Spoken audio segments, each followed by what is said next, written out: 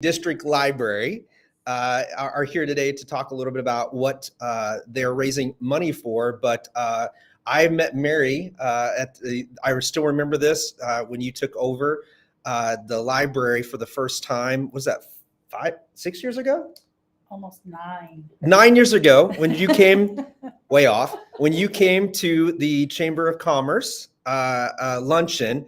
And I knew right away that we were going to have a thriving library based on not only your enthusiasm, but to your commitment to bringing back libraries in the community and making them relevant and not a dinosaur or just dying out where they have done in some communities. So first off, thank you for your committed 9 years and all the amazing resources. And I'm guessing, Angie, are you president? I am. That's what I thought. Yes. And so thank you for coming today. So tell us a little bit about the Friends Network and what they do to help the library out.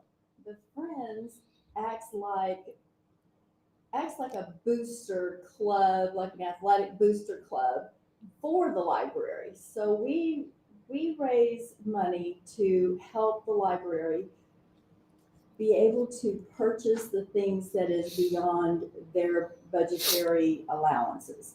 So we have helped provide for the summer reading program. We put equipment in the teen room. Help me out, Mary. Furnishings for the expanded area. Mm-hmm. And for the children's, put a train. That train set is in the children's room library now. We hold book sales twice a year to help raise money.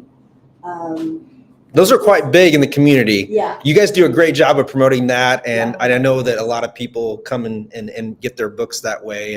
And you create a great desire and need for that too. Yeah. The last book sale we had, we kept track the counters on the doors, and we had over 700 people come into the library. That is amazing. So the Friends have been around for how long? With at the same time of the library or a little bit after? I think they've been there quite a while. And even when it was downtown, there was a Friends organization going on then. So it's just progressed through the years, from one generation to the next, so to speak. So the funds that are going to be raised today for you guys, are they earmarked for anything, or are you going to use them for anything specific? Mary's got that answer. The building, even though it's new, it's considered a baby in comparison to other libraries. There is going on 13 years old. And the carpet in the original portion of the building is just shot. And we need to raise $24,000 to have that replaced. And so the Friends have made it their goal to try to get that funding for us.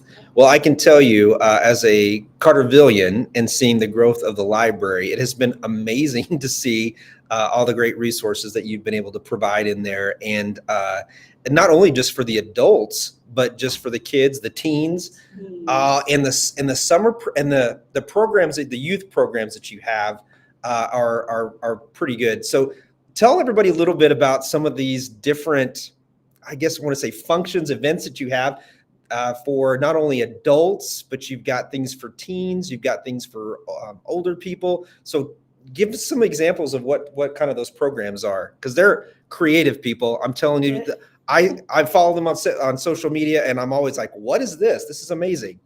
We have a really cool event coming up in December. You might be familiar with the Nailed It. I don't know if it's a show or what it exactly was, but we are doing a Nailed It cookie decorating contest, and the whole family can come and participate in it. That's in December. So you've also had events like you've got authors come there and read and do that. You've had Lego building, if I remember correctly. Yes. Yeah, that's one of my favorite. Club. There is a Club. I'm trying to think of all of the wonderful things going on that I've seen, but you guys have it nonstop. Mhm. It is. It's a very busy place. It is. Yeah, I mean, if people think, libraries are just full of dusty old books. That's not our library. No, and even taking it a step further, you do have computers access there, Mhm. and you also just really great seating areas. You've got some amazing views out the back, Mhm. a little pond, Mhm. lakeish area Yeah. there, and so Patio. I know, right? Patio area. Oh, I know the other thing that you've done. You guys have had like star nights. You've done stargazing, Oh, yes. Yeah, so much fun. and fishing. Yes, we have fishing poles that can be checked out. You know that I'm following you because when I know all this now. And so you have all these great events that you wouldn't normally think about a library offering and doing. And so Angie, over the years, what has the Friends provided, and what are some things that you bought that people can kind of have an idea of, like, what have you done for them directly? Okay. We have bought a TV set that has gone into the teen room. And like I said, that train set, some furniture for the children's library area. Goodness. It's, Well, there's all the numerous things. furnishings in the teen room were provided by By the you guys Friends. as well. They pay for the software that we use with the summer reading program that tracks the minutes or the titles of the books too. That's about $1,000 a year, and they graciously pay that for us, so our kids can have that. Yep. And the moms and dads really appreciate that because it's very convenient to have that on their phone Yeah. rather than filling out the paper. Right. So. Right.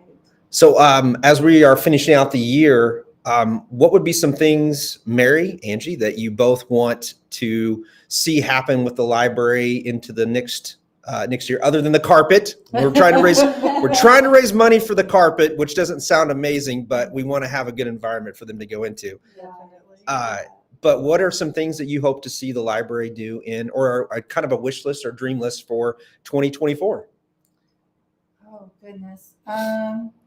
Well, we need to do some expanding of the teen collection. Yeah. Our they have the smallest collection in the library, and they are coming in more and more and reading more and more, which is wonderful.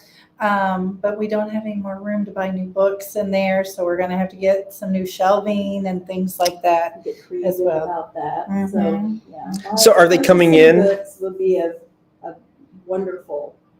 Of course, that's a wonderful thing. Are the teens coming in and asking for specific genres or specific books, Mary? They love the graphic novels. Really? Yeah. That would have been my pick back in the day too. Yeah, yeah. They really manga and graphic novels, and yeah, they're really into that right now. I'm sure it's a new experience for them to realize too that they don't have to buy a book. Right. Like, what is this concept of going in and checking out a book and coming back in? The other thing that the library offers a lot to, not just to the children, but to some of our seniors. Our seniors can come in, or anybody can come in and pick and check out music. They can DVDs. They can check out DVD movies. They've got large print. They've got, we've been trying to get a program up and running for the homebound, and that's been kind of tough getting going. It was started right before COVID, and then it's been hard to get it pushed back into gear. So we're taking another look at that program. So yeah, we're kind of excited about that.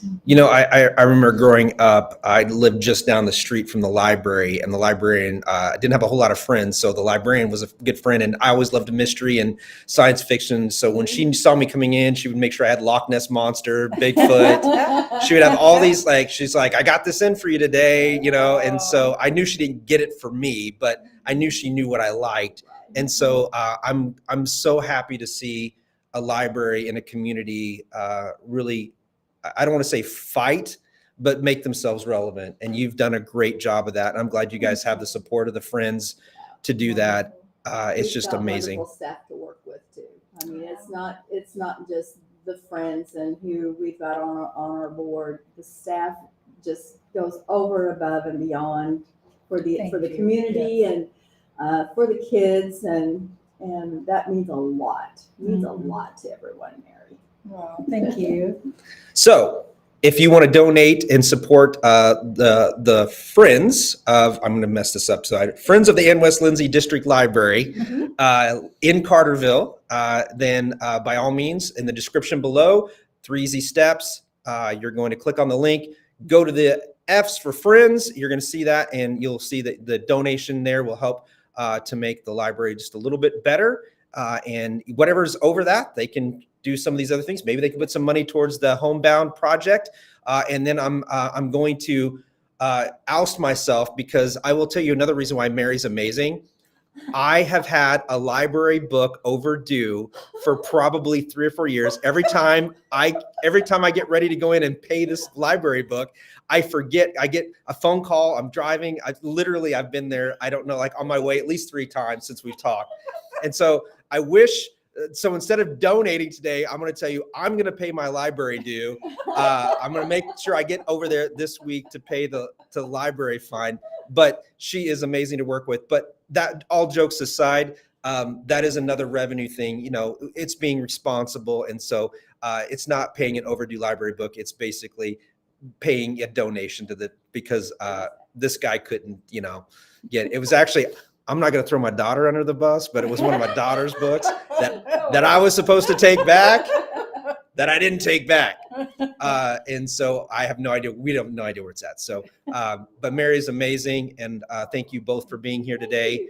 And good luck. And I have no doubt you guys will get that money before you know it. All right. Thank you. Have a wonderful day. You